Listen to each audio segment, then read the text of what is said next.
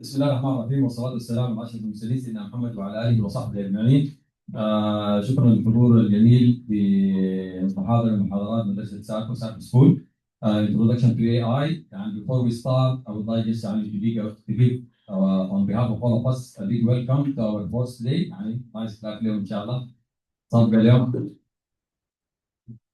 First I would like to extend a big thank you to you guys. My colleagues at work, they did not hesitate for a second when I sent an email out saying that we have a weekend school, would like you to come and visit us and give us part of your expertise in introducing our community to the artificial intelligence or AI, which the whole world is adapting it and it's in a very fast pace. But the hope this lecture is be a stepping stone or a starting of knowledge to the AI world. We have Mohammed Salim on this side. He looks طبعا Saudi. He was in Saudi Arabia for a long time, but he knows Arabic and watch out, don't say anything. And we have Mahesh. Thank you, Mahesh. And we have Victoria here. So they're all of us they volunteer to come on the weekend and give us from their time. So it's really very much appreciated. And now the floor is yours. Thank you. Thank you.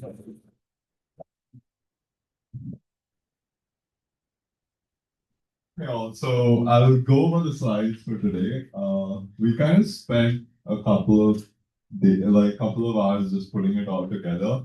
And the specialty about this is actually most of this is also done with AI. So you can kind of see AI is becoming the new engine. So I'll go over what it is, and we have 5 sections of our slides today. So we're going to do it in 5 partitions altogether. The first partition will be done by me, second science is taking over, and the third and fourth Victoria will do. We're trying to make it a little bit interactive, so if you guys get bored, if you have questions, please stop us in between. Don't feel free to hesitate or ask whatever comes up or whatever you feel like. Okay, can we go to the next slide, Lauren? All right, so I'm just going to do an introduction to AI. What is AI and essentially what is happening? There's a lot of buzz going around if you look at it from the world today.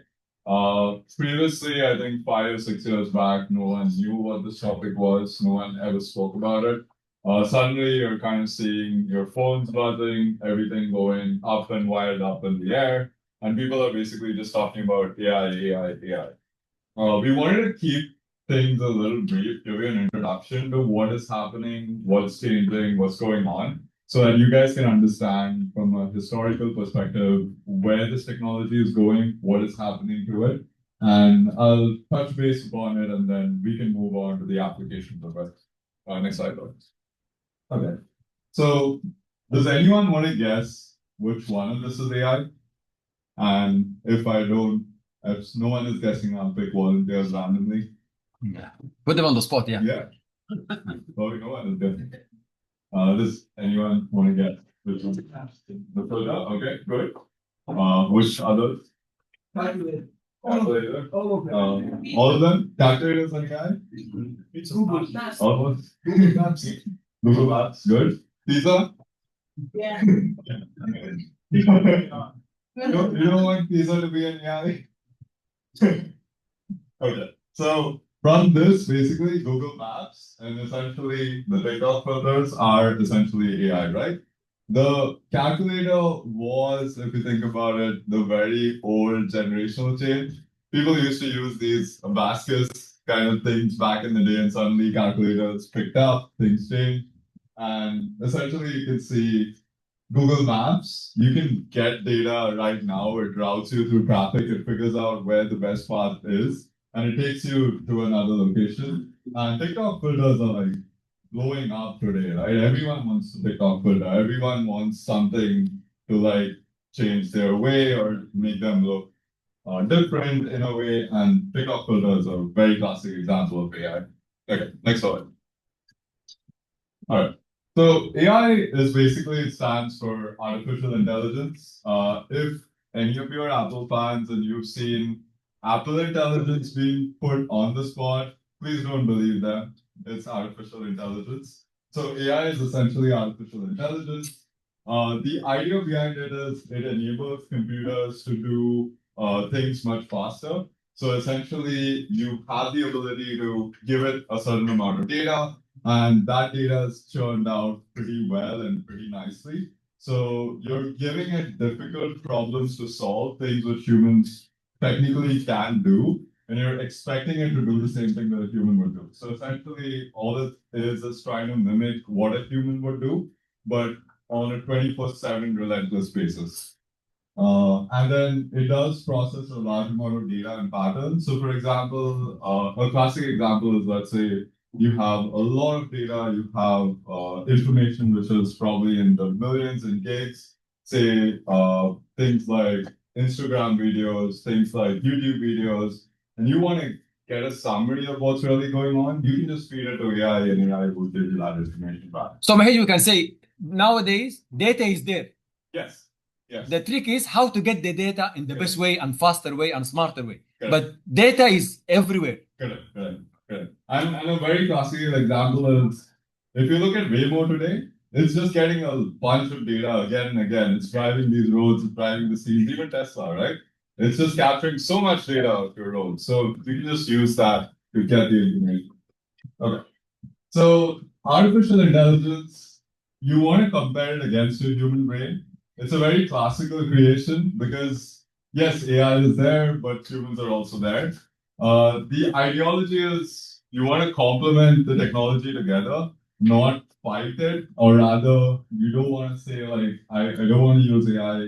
It's more of using it like a system where you have your human intelligence as well as you want to use your intelligence from the AI. So at the end of the day, the difference is AI is always going to be designed by humans. There may be a point where AI might get intelligent, more intelligent than us. We haven't reached that phase yet. But at this day and age, we are basically trying to develop AI, make it listen to how we use it today. And essentially, the differences are it's designed by humans, it can analyze data pretty quickly.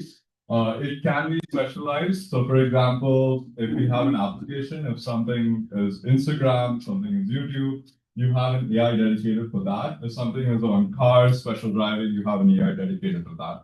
So there's a differentiation between where you can use the AI technology. And the human brain is a little different. It grows naturally, but it's also becoming competitive. So as the AI technology booms, our generational brains will also start adapting to it, start becoming competitive to it. And we have the capability of general thinking, which AI still has difficulty today. So for example, we have the emotional quotient that AI essentially lacks. So that always will differentiate us from AI going into the future. Yeah, good. All right. So there's types of AIs. It's essentially 3 types at the end of the day. I think there's a typo there, but the second one is basically general AI. So we have narrow AI, we have general AI, and we have super intelligent AI. So the ideology is you want to have different types of AI doing different things. You don't want to bunch them out together and keep a singular AI. AI is not basically something that is just application use or can be used for ABC. Depending on the thing that you're trying to tackle, especially let's say biomedical science, you cannot use the general AI. It's going to run out of steam. It won't get you far. Biomedical science has its own quirks. So you want to use something like super intelligent AI where you cannot form these patterns. You have no idea what's going on. And hence, you're essentially trying to get to that point. Next slide, please. All right. Quick quiz. Which one of these is AI? Okay. Volunteer. My voice is secret. Okay. Netflix. Good. Good job. Netflix. Okay. And then the next one. Voice assistants. Okay. Good job. I think the tick mark is just there for fun. Yeah. Yeah. No one wants to guess the bicycle is an AI. Yeah. Yeah. Okay. All right. Next slide. All right. Science. You can go first.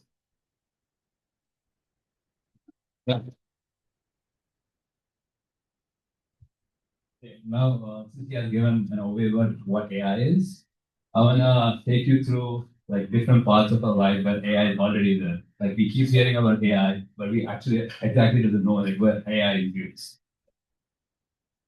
So the first one, like AI in daily life, right? So recommendations. Say you open Amazon, you want to buy something. You might have noticed the like recommended for you section, which is exactly in the back. What they're doing is they're using AI. They're looking through what you're buying, looking through other millions of customers like who have bought similar stuff, and then recommending products that's like suitable for you. The next one is spam filters. So if when you open Google Gmail, you might have noticed a spam section. So how does Google figure that out, right? So even before the email comes through, like actually go read the email, figure out like, oh, this could be a spam, and then filters it out for you. So it's like if the email is more important, like it highlights it, say that it's an important message that you might have to look at right now. So basically what I wanted to like bring light onto it is like even though we hear a lot of buzzwords, AI, we think that it's like very distant to us, but it's very like integrated into our lives well before like even ChatGPT came through. We had like the second version, spam filters, everything, like way before like ChatGPT, right?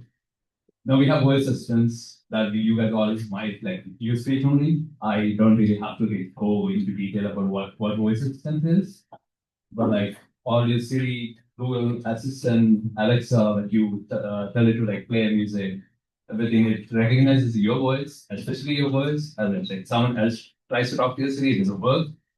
And then it works fine when you talk to it, recognizes what you want, plays music for you, like everything works seamlessly. Yeah. AI in healthcare. This is like one of the most impactful and my favorite area. So right now, like AI as of today can actually read MRIs, X-rays much better than doctors. So in some cases, they can even detect diseases like much on a like younger stage than when doctors would be able to like use it.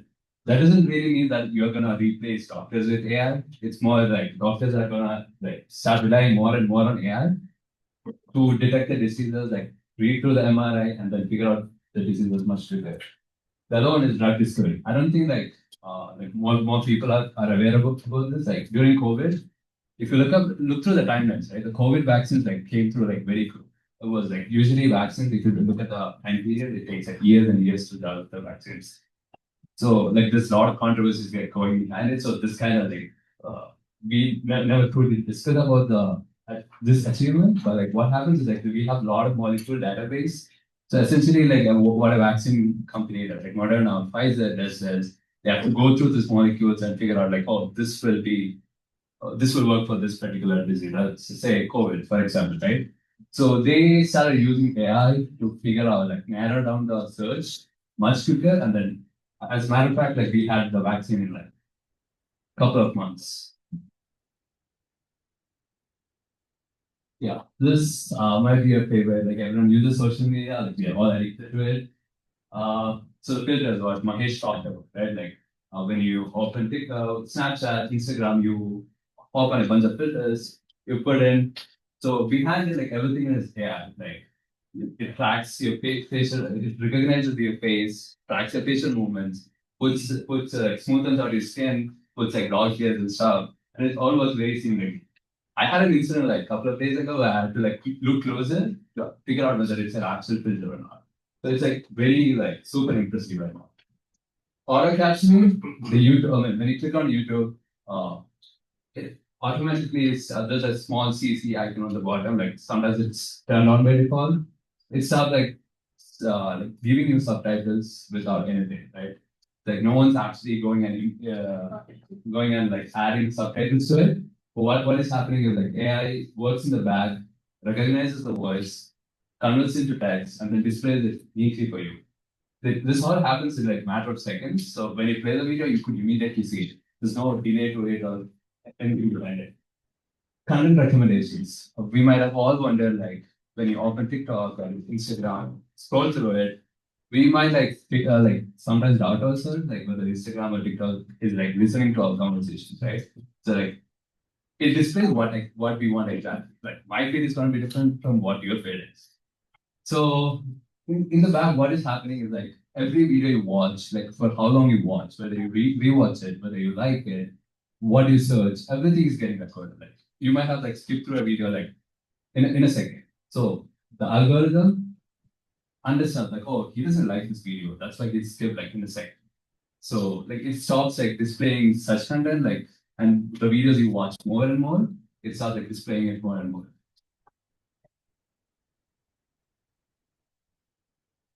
Yeah, AI in entertainment. I think you guys are aware about this as well. Like since like Phil had like the Netflix part, so it recommends like music and movie, like exactly what you want. Like once you start watching a certain genre movie, it figures out you might like it more, recommend more into it.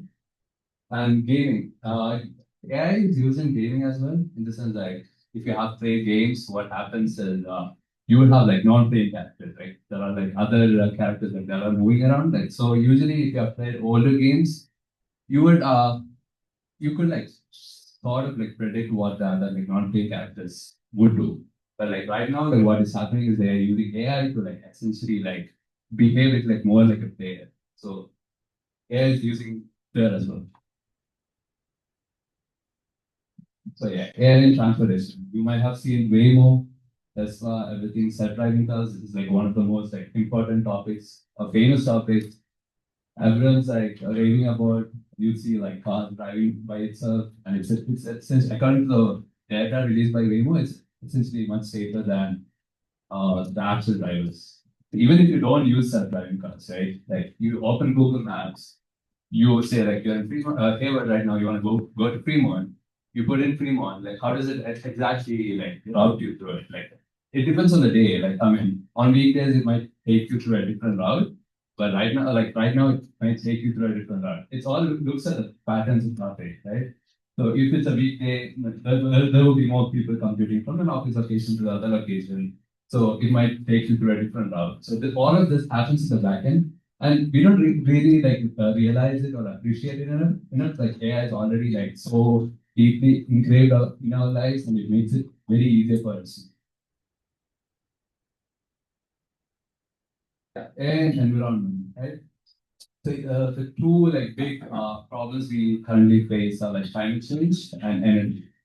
So AI is being used to like I mean, if you look at the weather today, it's like yesterday it was like basically very hot, and then suddenly it's like very cool today. But if you hopped onto the weather app yesterday and then saw like check the weather for today, it would be like exactly foreign. Like how does it happen? Right? So all of this data that Abdul said, like all of this data is available to them. So what AI is doing is essentially like capturing all the data, like trying to recognize pattern and trying to predict it. And it's surprisingly very like accurate. So the prediction is because of the history. It does not miss anything. The data is there. It can in seconds. It can go and see a pattern. It can see what. This is why it predicts. It's prediction based on real analysis. The data is there. This is why most of the time the prediction is right because it's scientific. It has a lot of data, and in few seconds it does not miss any of the data. It has billions of data to analyze. So when it gives you a prediction, it's based on something scientific. It happened before. It cannot bring you something odd. This is why it's in. So now I have a small quiz or an activity. So this is an image. It could be AI or a real picture, right? Does anyone want to guess which it could be? Do you think it's a real picture or an AI? Why do you say so? So much detail on it. I don't think all camera would have been able to capture the detail. I would say that's a good analysis, but like not necessarily. Like, I could put pictures like a similar picture with like inner details. I don't know the people, maybe the people. If you look at the text, right, like it's not really like actual text. Just scribbles. I mean, it's like difficult to see. So AI, I mean, that's one of the way we could spot an AI picture. It's like it usually like messes up text a lot. لكن is it interesting يعني انك to the point where you trying to distinguish, is it an AI or a real image? Yeah, exactly. Because look at it. Look at this picture. Leaves on the ground. Look at the leaves on the ground. That means this program learned that it needs to generate leaves. How many leaves it put on the ground? Look even at the boots. Some boots are stepping on leaves. Yani, this is why it's mind-boggling. Yani, to the level of smart, it knows in a picture, if there are leaves, there will be somebody stepping on some leaves. And look at even the trees on the background. Branches. So it looks so, I mean, your brain has hard time to distinguish because the reality is it's giving you something very accurate because it learned from data. AI learned from pictures it has in its memory that this is how it looks like. So this is why when it generates for you something, it's going to look exactly like something that you are used to. But Muhammad said, the language was written, it's not a language. Look at it's not English, it doesn't make sense. So what happens to the training is like, it has seen tons and billions of such images, and it's trying to predict, like, when I ask for like an old picture, it's gonna like try to learn through all of this and then trying to generate exactly from the similar version. In a sense, it's like very basic, but like the effects we see is like very amazing and like basically indistinguishable for like a human type. Like what's beautiful also is the human brain. That now you as a human being, your brain is awesome. Yani, talk about AI, but your brain can tell you, I need to see what's different in this picture. So you're analyzing it. You're looking. Oh, there's something called a pattern written, the language, ABCs. Does it make sense? No, this is something I'm not used to it. This is not ABCs. This is not English. So your brain is going through the data that it has to make a logical conclusion of that this is an AI or not an AI. This is part of, they try to make AI think about us. This is called learning. Data, training your brain to know what is right and what is wrong, what it makes sense and what not makes sense.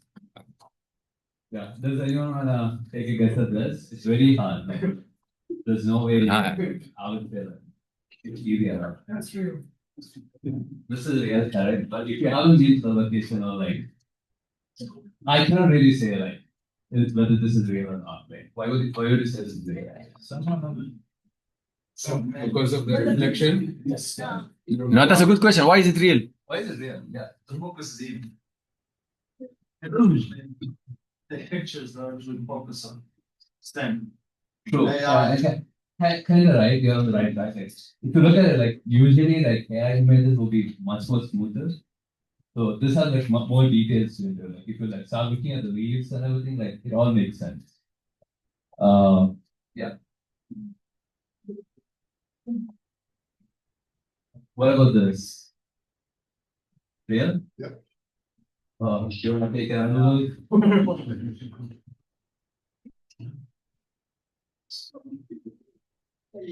You want to say what? That's real? Okay, so text is one part of it. The other one is like hands. Hands, like usually it messes up hands. So if you look at this kid, right? It's not really like, that's not how you hold it, right? How you hold it, right? So, like, yeah, there's like some mistake over here. But essentially, if you look at other ways, like, it's a perfect image, it could be real, it could be fake. Right? So if you start looking more into details, start seeing more AI images, like you would kind of figure it out. You could bring the pointer to the blue kids with the brush or the yeah, that's a part that it actually gives it away to AI. The thing is, like, it's like a 4 or 5 month old image. The AI system right now is like much better than this. So we are at a point in time where we have to like second guess every particular image we see. But in the future, it will be so much difficult to distinguish between AI generated For sure. photo from the other, and there is ethics, so how can we distinguish? How can we depend on our eyes to tell us what's not really. I mean, that's the point I want to make. Like all of these images are like 3 or 4 months old. Like the current AI systems will be much more capable than this. So the thing is, like anything, I mean, it's very easy to spread misinformation. Like you could send an image and say like, oh, this image exists. But like the thing is, like you have to now start checking the sources. Like who's sending you the picture? Where did that person get the picture from? So like, yeah, so anything you see online would not be true anymore. like earlier, you could see a picture and then say like, oh, this happened, there's a picture of it, and so like I can't believe in it. Now it's much more like difficult for us. So the point I want to make is like AI is like so advanced right now. So we have to like always like second guess. It could be true, it could be fake as well. Like, you know what's good is you can also use it as an excuse. If they cut you on a picture, they can say, oh, this is AI. Ah, that's not me. That's all. Yeah. Yeah, it can be a good one. You.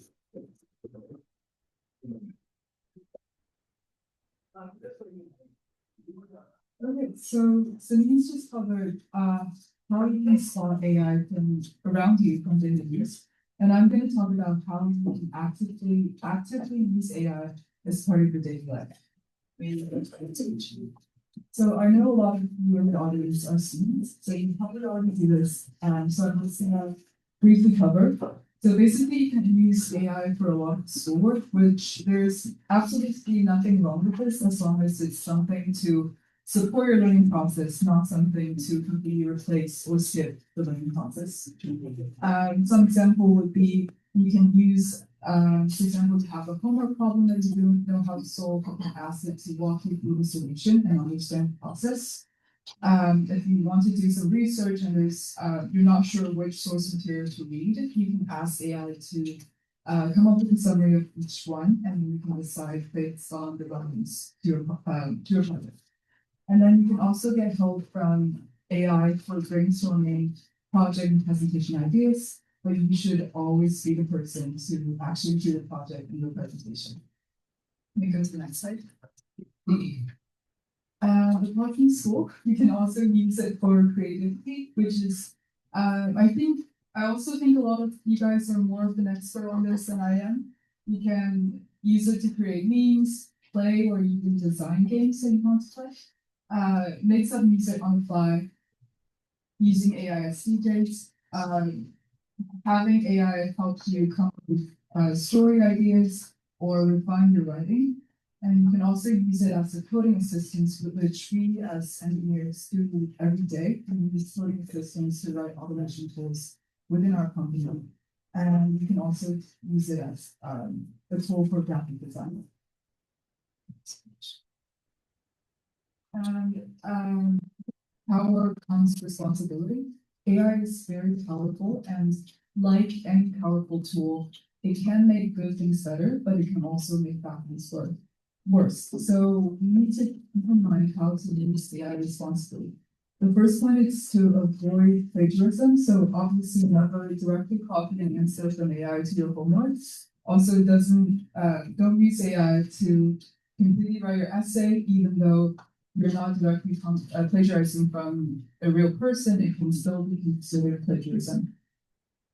Second point is always fact check your AI response. I have seen a few cases where AI is very wrong. I've given AI a picture of my dog and asked it what breed it is, and it says domestic cat. So that's something that can happen. It actually happens more often than you think. Just showed a picture that where AI obviously got the hands wrong and some details wrong. So we need to be very careful with the AI responses. And then we also want to be aware of bias, because we as human beings, we have a lot of different perspectives, a lot of different ways of thinking. But when you ask AI, it usually only offers you opinion from one perspective, especially if you're asking something subjective like political matters.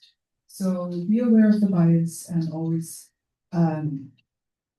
retain the ability to think critically on the answer. And I also want to bring up the point of how to use AI ethically. Can anyone give me an answer of how AI can be used in an unethical manner?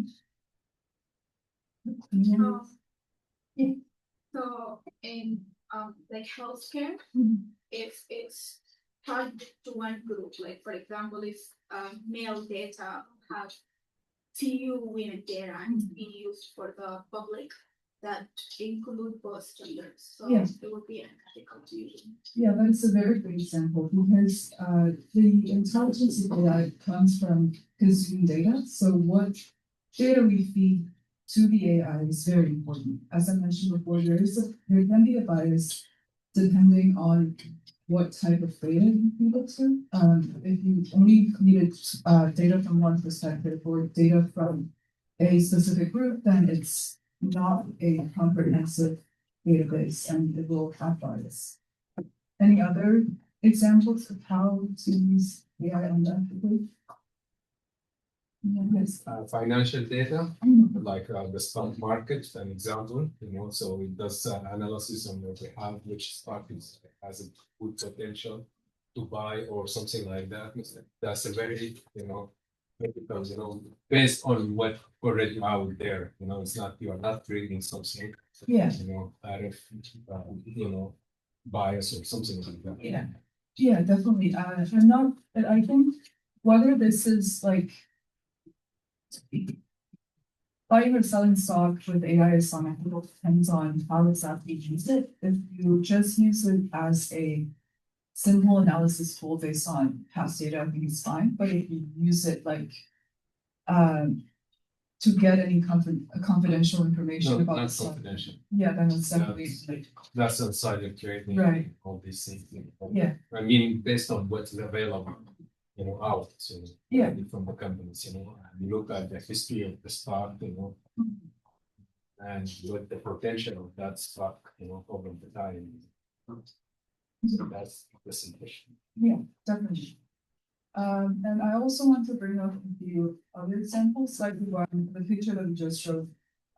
We should not use AI to spread false information. So we should never create a picture of the video or a realistic video suggesting something happened whereas it didn't happen. And we should never use AI to create a realistic picture or video of someone without their consent, especially if the person may find the picture insulting or it may suggest a person did something that they didn't actually do. And I also know a lot of scammers are now using AI for scamming people. Some people actually use AI to create like a voice or realistic voice or video of someone, and then they call their family member to ask for money. It's very hard for the family member to tell because it's their like friend or family member's face or voice. They can even make the call appear from the family member's phone number. So be very careful of that. A young high schoolers, what's unethical about using AI? And now I have my 11-year-old, she's doing ChatGPT to solve her homework problems. Well, it's a reality, and it's a big problem. You guys, what do you do for your assignments? Are you using your brain or you're using AI to solve your problems?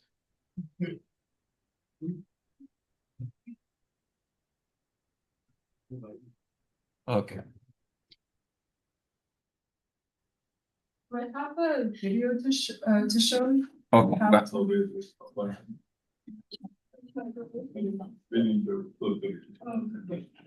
Okay, so there is a short video to show. So I'm gonna pause a little bit because the Zoom gonna expire. So that's if Zoom. I'm gonna put another Zoom for you guys to join. 1 second.